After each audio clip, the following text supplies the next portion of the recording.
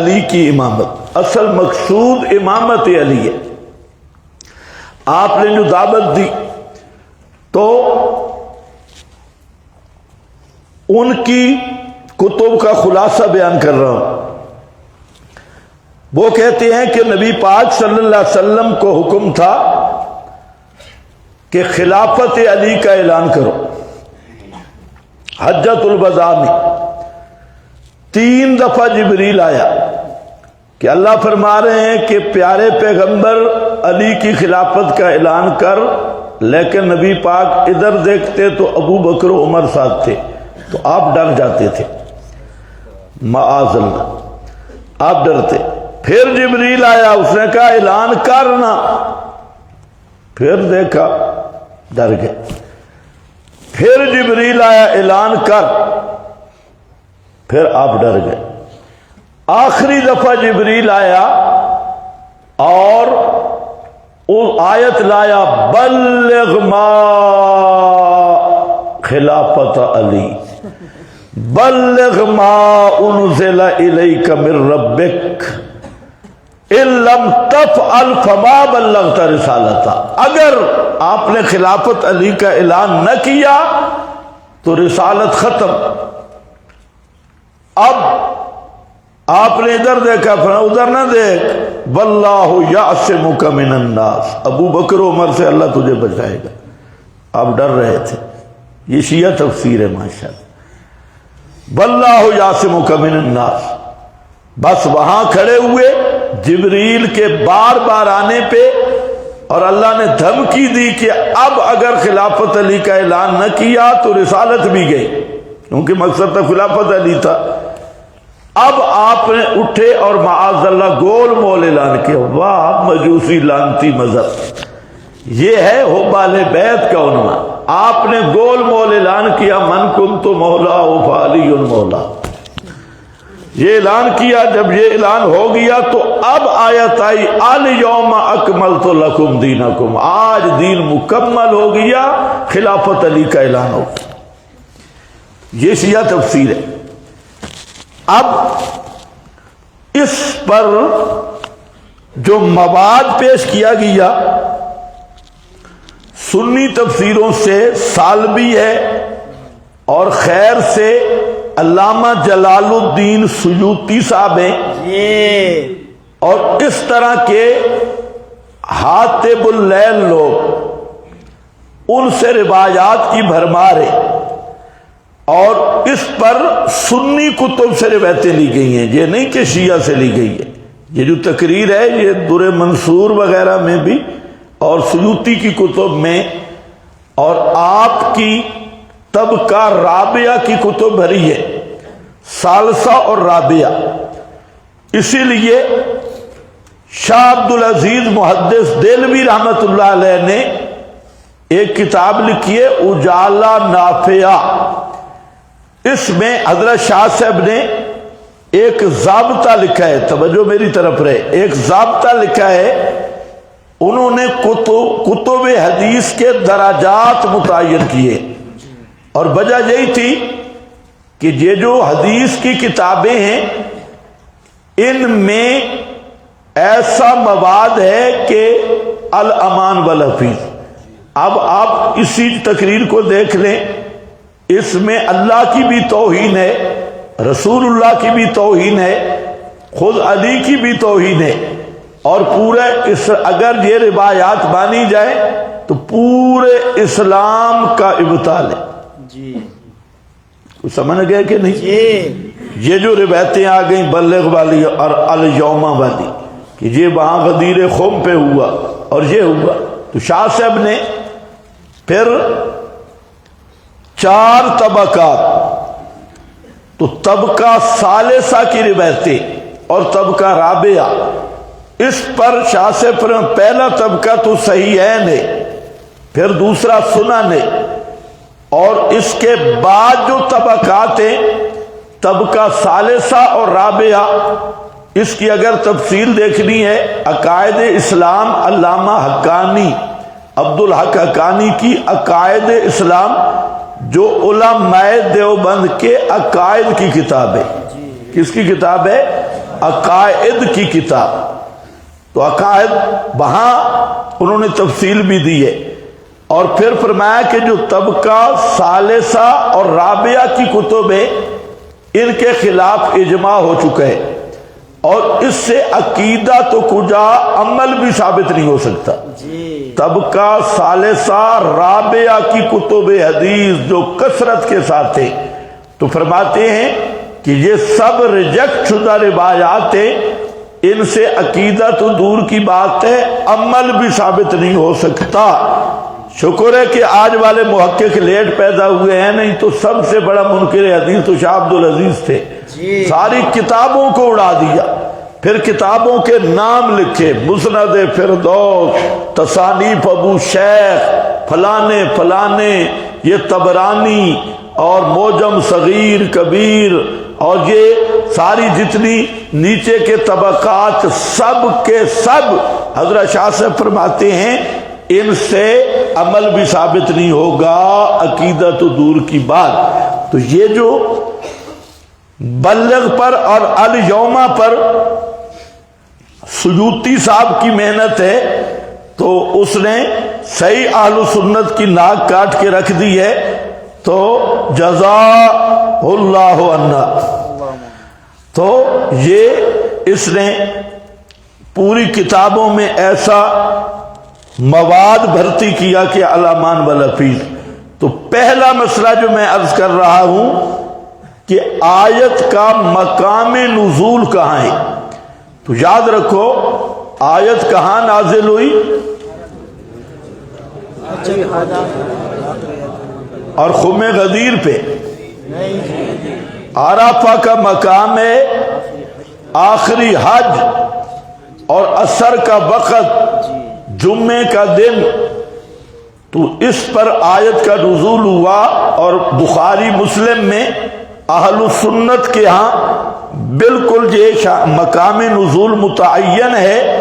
اور وہ جو یہودی نے کہا حضرت فاروق اعظم رضی اللہ تعالی عنہ کو، اور وہ ہماری تمام صحاب موجود صحیح السند حدیث ہے کہ ایک آیت جو تمہارے دین میں ہے اگر وہ ہم پر آتی تو ہم اس دن کو عید بنا لیتے، کیونکہ یہودیوں کی عادت تھی عید مرضی کی بناتے تھے. تو حضرت فاروق اعظم رضی اللہ تعالیٰ عنہ نے پوچھا، اس نے کہا یہ الیوم اکملت لکم والی آیت ہے. تو یہ بہرحال اس پہ بات میں کروں گا. ابھی یہاں پہلا مقام، پہلا مختصر بات جو یاد رکھنے کی ہے وہ صرف یہ ہے کہ آیت کا مقام نزول خم غدیر ہے، یا آیت کا مقام نزول عرف ہے، یہ کون سی جگہ ہے. تو یہ یاد رکھنے کے قابل ہے. تو ہم کہتے ہیں کہ اس آیت کا اہل سنت کے ہاں مضبوط اور صحیح روایات وہی ہیں کہ مقام عرفات ہے. اور اہل تشیع جو پیش کر رہے ہیں وہ سب موضوعات اور سالبی سجوتی جیسے محققین، حاتب اللیل اور رطب و یابس کے کھلاڑیوں نے جمع کی، اس لیے وہ مذہب اور عقیدہ میں قطعاً حجت نہیں ہے. جی بے شک. دوسری بات، الیوم اکملت لکم، آج کے دن مکمل کر دیا میں نے. دین نامکمل تھا، اب مکمل ہوگا. ایک دوسرا، دین محمدی سے پہلے، نبی کریم علیہ السلام سے پہلے جتنے انبیاء گزرے سب کا دین ناقص تھا. نہیں جی، سوچنے کی بات ہے. اور خود دین محمدی جو صحابہ بدر میں شہید ہو گئے، احد میں چلے گئے، آج کے دن سے پہلے حجۃ الوداع سے پہلے چلے گئے، تو ان کا دین ناقص تھا کہ الیوم اکملت آ رہا ہے. آج کے دن دین مکمل ہوگی. تو اس لیے یاد رکھو ہر نبی کا دین مکمل ہے. جی بے شک. آدم کا دین مکمل، نوح کا دین مکمل. یہ جو خطیب بیان کرتے ہیں دین آدم سے چلا مکمل نہیں ہوا، اور آج آ کر دین مکمل ہوا، تو یہ بہت خطرناک بات ہے. جی اس کا مطلب کیا نکلتا ہے کہ سارے انبیاء کا دین ناقص، اور خود نبی پاک کا بھی حجۃ الوداع تک دین ناقص، اور آج مکمل ہوا. تو یہ کیسی خرافت الخطیب ہے. جی یہ خطیبوں کی گپ شپ ہے. یاد رکھو ہر نبی کا دین مکمل تھا، بے شک. اور نبی کریم علیہ السلام کا بھی پہلے دن سے دین مکمل تھا. یعنی کیا مطلب ہے مکمل ہونے کا؟ کہ ایک ہے شخصیات کے لحاظ سے، اور ایک ہے فی نفس ہی دین کے اعتبار سے. تو جتنا دین کا نزول ہوا ہر شخص کے حق میں وہ کمال دین ہے، اور ایک ہے نزول کے وہ مکمل تھا. البتہ دین فی نفس ہی با اعتبار احکام کے آج مکمل ہوگا. اگر سمجھ آ گئی تو ٹھیک ہے، نہیں تو پھر سمجھ لیں. الیوم اکملت لکم دینکم. تیسری بات یہ ہے کہ قرآن پاک میں دو انداز آپ کو ملیں گے. ایک انداز ہے یہاں الیوم اکملت لکم، اور ایک انداز ہے یا ایھا الناس ان کنتم فی شک من دینی. تو وہاں دینی ہے، یعنی دین کی نسبت نبی پاک کی کیا ہے؟ الیوم اکملت لکم. تو یہاں صحابہ کی طرف نسبت ہے. اسی طرح سورہ نور اگر نکال لیں تو وہاں وَلِيُمَكِّنَنَّ لَهُمْ دینہم الذی ارتضی لہم. دینہم الذی ارتضی لہم. یہاں ہاں 661 صفحہ دونوں آیتوں کو دیکھیں. یہاں دینکم، وہاں دینہم، جبکہ دیگر مقام پہ دینی.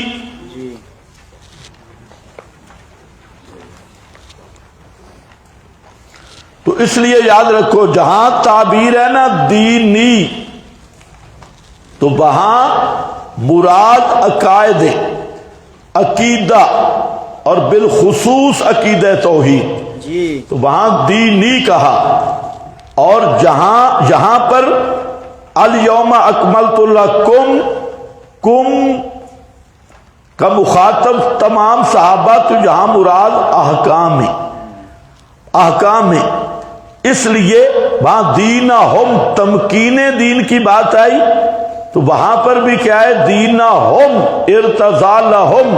یہاں دینکم، تو یہ تکمیل احکام کے موقع پر کم کہا، اور فقط مشن کے موقع پر دینی کہا، نسبت اپنی طرف کی، نبی پاک کی طرف کی. تو یہ اس بات، یہ جو ہم کہتے ہیں کہ دین کس چیز کا نام ہے، تو دین نام ہے ما علیہ النبی و اصحابہ. جی اور وہ دینا قوم سے ثابت ہے، دینا ہوم سے ثابت ہے. جی کیا سمجھے ہو؟ دینا قوم، دینا ہوم. اور اس پر پھر دیگر دلائل ہیں. تو بہرحال یہاں الیوم اکملت لکم اکمال احکام کے مقام پہ صحابہ کو داخل کیا ہے. یہاں یہ نہیں فرمایا الیوم اکملت کا دینا کا، آج میں نے آپ کا دین مکمل کر دیا. نہیں، دینکم. کچھ آپ سمجھے ہیں کہ نہیں؟ تو اس لیے یہاں قوم جمع صحابہ کو ساتھ داخل کیا. تو آپ کیا تعبیر کر سکتے ہیں؟ اکمال دین کے مقام پہ صحابہ کو داخل کرنا، اس بات کی دلیل ہے کہ دین نام ہے ما علیہ النبی و اصحابہ کا۔ اسی طرح تمکین دین فی الارض، اقامت توحید میں دینہم، ان کے دین کو زمین میں جگہ دے گا، تو اس میں بھی کیا ہے؟ صحابہ داخل ہیں۔ اسی طرح جو حدیث ہے علیکم بسنتی بسنت الخلفاء الراشدین، وہ حدیث بھی ساتھ میں لاؤ اور میری طرف پوری توجہ کرو تو بات سمجھ آئے گی۔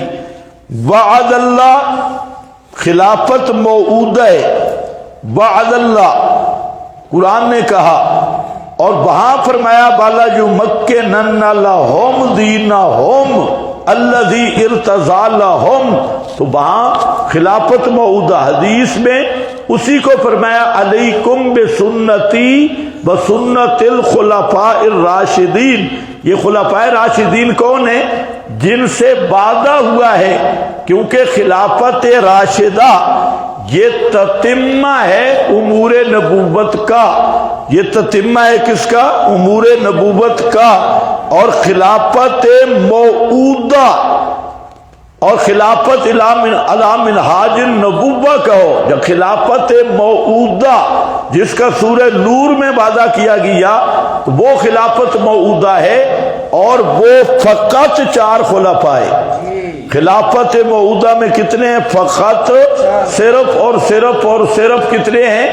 4۔ کیوں؟ پہلے بھی میں بیان کر چکا ہوں کہ خلافت موعودہ میں آیت کس وعدہ ذرا دیکھو کیا وعدہ ہو رہا ہے؟ وعد اللہ الذین آمنوا منکم وعملوا الصالحات، وعد اللہ نے وعدہ کیا ہے، کس کے ساتھ وعدہ کیا؟ جو ایمان لا چکے ہیں تم میں سے اور عمل صالح بھی کر چکے ہیں، عامل الصالحات یعنی نزول آیت سے پہلے جو ایمان لا چکی ہے اور عمل بھی کر رہے ہیں، اس لیے منکم بڑھایا ہے۔ تو منکم مستخلف نہ ہو، خلافت دے گا، اور یہ خلافت کیا ہوگی؟ کمستخلف الذین، یہ خلافت علی منہاج النبوہ ہوگی۔ ساتھ اگر بخاری کی دوسری حدیث بھی لاؤ، ہر ایک سے نہیں، جو آیت ہے وعدہ صرف ان سے ہے جو منکم تک ایمان لا چکے تھے، اور پھر خلافت علی منہاج النبوہ کا ایک، دوسرا تمکین دین فی الارض، اور تیسرا امن، تبدیل الخوف بالامن، امن ان کا خوف ختم ہوگا اور امن آ جائے گا۔ تو یہ 3 چیزیں ہیں جن کا وعدہ کیا گیا، اور 3 چیزیں پائی گئی ہیں فقط اور فقط کامل خلفاء ثلاثہ کے دور میں، اور چونکہ خلافت علی بھی اس کا حصہ ہے تو اس لیے یہ 4 خلفاء، اور اسی کو فرمایا والی کون سی خلافت ہے؟ خلافت موعودہ۔ بولو کیا ہے؟ خلافت موعودہ۔ اور اس کے بعد جو خلافت ہے وہ بھی خلافت، لیکن وہ خلافت موعودہ نہیں، وعد اللہ کا وہ بالاسالت وہ مصداق نہیں ہے، وہ بالتبع مصداق ہے۔ تو وعد اللہ کا بالاسالت اور خلافت موعودہ فقط 4 خلفاء، تمام احادیث کا خلاصہ یہ، اور ان کے بعد وہ بھی خلافت راشدہ ہے، لیکن جو پہلے موعودہ ہے اس کا نام خلافت علی منہاج النبوہ بھی ہے، اس کا نام خلافت موعودہ بھی ہے، اور اس کا نام جو ہے یہ تتمہ امور نبوت بھی ہے۔ اسی لیے فرمایا وَلَيُمَكِّنَنَّ لَهُمْ دِينَهُمْ الَّذِي ارْتَضَىٰ لَهُمْ۔ تو یہ صحابہ کے بعد کے لوگ نہیں، یہ خلفاء راشدین کی بات ہے، اور علیکم بسنتی وسنت الخلفاء الراشدین وہ بھی اسی پر ہے۔ اور خلاصہ یہ نکلا کہ جو احکام کا لحاظ سے دین کس چیز کا نام ہے؟ ما علیہ النبی و اصحابہ، یہ تقریر تو سمجھ کسی ایک کو بھی آ جائے تو کافی ہے. سمجھ گئے ہو میری بات؟ ما علیہ النبی واصحابہ الیوم اکملت لکم. اس لیے بدعت کی بات میں ذکر کروں گا کہ یہاں کئی فرقے ہیں. ایک رافضی ہیں یعنی مرکب من المجوس والیہود، یہ نیا مذہب. انہوں نے صحابہ کو بھی بدعتی کہا، غیر مقلد صحابہ کو بدعتی کہا، مودودی صحابہ کو بدعتی کہا. حالانکہ یہ ایسے خبیث لوگ ہیں انہیں یہ بھی نہیں پتا کہ صحابہ کے قول فعل پر بدعت ہو ہی نہیں سکتی، کیونکہ بدعت اور سنت کا معیار صحابہ ہیں. بے شک. جب معیار ہی مشکوک ہو تو پھر تو کوئی بدعت ہی نہیں، سنت ہی نہیں. تو معیار صحابہ ہیں، اور دین کا مقام بھی یہ ہے ما علیہ النبی واصحابہ کا. ابن کثیر کا حوالہ بھی گزرا ہے. خیر بہرحال تیسری بات عرض کر رہا ہوں، الیوم اکملت لکم دینکم. آج کے دن دین مکمل ہو گیا.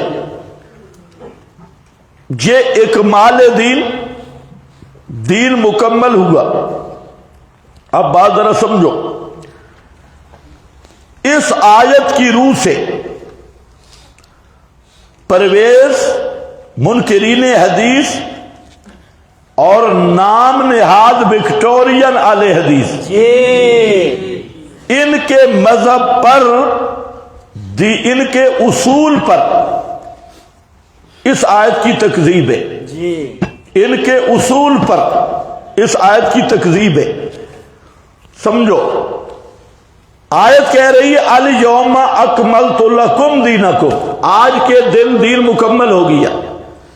جبکہ پرویز کا اصل یہ ہے کہ دین کا ماخذ صرف قرآن ہے، اور وکٹورین اہل حدیث ان کا دعویٰ ہے کہ دین کا ماخذ صرف کیا ہے؟ قرآن اور حدیث. اچھا، آج انہوں نے ایک نئی چیز نکالی ہے، اور یہ بھی ہمارا احسان مانے. پہلے ان کا یہی دعویٰ تھا، یہ جو زبیر علی زئی سے ہمارا تعلق تھا اس ذریعے مجتہدین کو تو مانتا نہیں ہے. بھائی اتنا یاد کر لیا اجماع، تو اجماع ہوگا کس کا؟ یہ اللہ بہتر جانتا ہے اجماع کس کا ہوگا. بہرحال اس نے یہ نیا قانون ایڈ کر دیا. اہل حدیث کے 2 اصول سے اب 3 اصول بن گئے. موجودہ اہل حدیث کہہ رہے ہیں کہ ہم اجماع کو بھی مانتے ہیں، کئی بزرگوں سے میں نے سنا. لیکن جزیات کی بات کر رہا ہوں. جزیات کے متعلق یہ کہنا کہ اس کا حکم قرآن میں موجود ہے، یہ قرآن سے فراڈ ہے. قرآن اصولی بات کرتا ہے، جزیات کے احکام نہیں ہیں. احکام جزیہ پورے قرآن میں، اور پورے احکام جزیہ اس کا احاطہ کر سکتے ہو کہ کتنے احکام جزیہ ہیں؟ جزی احکام بے شمار ہے. اور اگر دین کا ماخذ صرف قرآن ہو تو بہت سارے ہزاروں حکم ایسے ہیں کہ ان کا حکم آپ کو قرآن سے نہیں ملے گا. اگر کہو کہ دین کا ماخذ صرف قرآن اور حدیث ہے تو ہزاروں جزی مسائل ایسے ہیں جن کا صراحتاً قرآن میں بھی ذکر نہیں، حدیث میں بھی نہیں. تو دین مکمل کیسے ہوگی؟ الیوم اکملت لکم دینکم. تو یہ اکمال کیسے ہوا کہ ہزاروں نہیں لاکھوں ایسے مسائل جزیہ ہیں جن کا صراحتاً قرآن میں بھی ذکر نہیں، حدیث میں بھی ذکر نہیں ہے، اور بے شمار مسائل ہیں، اور ساتھ چلیں گے انشاءاللہ میں بتاؤں گا. تو اب پھر اکمال دین کیا ہے؟ ایک مذہب اہل سنت ہے. اہل سنت یہ کہتے ہیں کہ شریعت کے ماخذ 4 ہیں، کتاب اللہ، سنت، اجماع اور اجتہاد. یہ چار ماخذ، ان کو اگر مانا جائے تو دین مکمل ہے۔ جی کوئی جزی بھی لاؤ، ان چار ماخذ سے ہم اس کا حل بتا دیں گے۔ جی لیکن اگر شریعت کے ماخذ دو یا تین یا ایک مانا جائے، یعنی صرف قرآن کہا جائے، تو صرف قرآن میں گدھی کا دودھ پینا صحیح ہے یا نہیں؟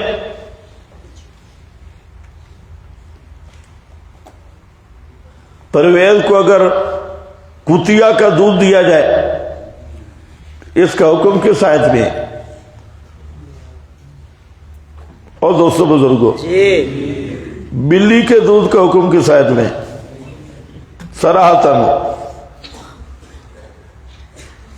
ہے کہیں؟ کتا حلال ہے یا حرام؟ صراحتاً۔ گیدڑ، لومبڑ، صراحتاً حکم ہو تو پھر الیوم اکملتو کا کیا معنی ہے؟ اسی طرح غیر مقلد ہے، ان سے ہم پوچھتے ہیں یہ جو بھینس ہے جاموس، اس کے احکام ہمیں حدیث سے نکال کے دیں۔ قرآن حدیث سے صراحتاً احکام جاموس کے ہو، بھینس کے۔ غیر مقلدوں نے صرف قربانی کے دنوں میں شور کرتی، دودھ پینے پہ کبھی نہیں کیا۔ قربانی نہیں ہوتی تو دودھ کس نس سے؟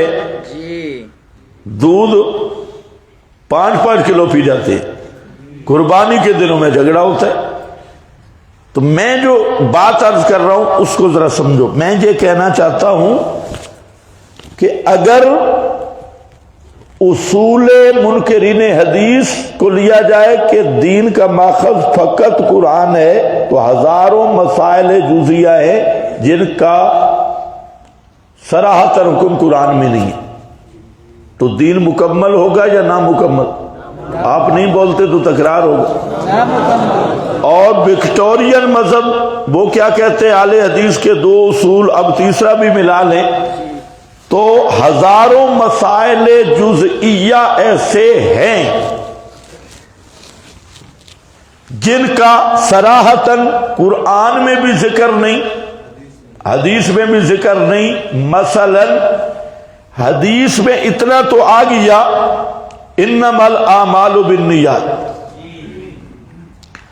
پھر یہ حدیث بھی وجود نیت کے بارے میں نہیں ہے، حدیث بھی ہے التفرقہ بین النیت الصحیحہ بنیت الفاسدہ۔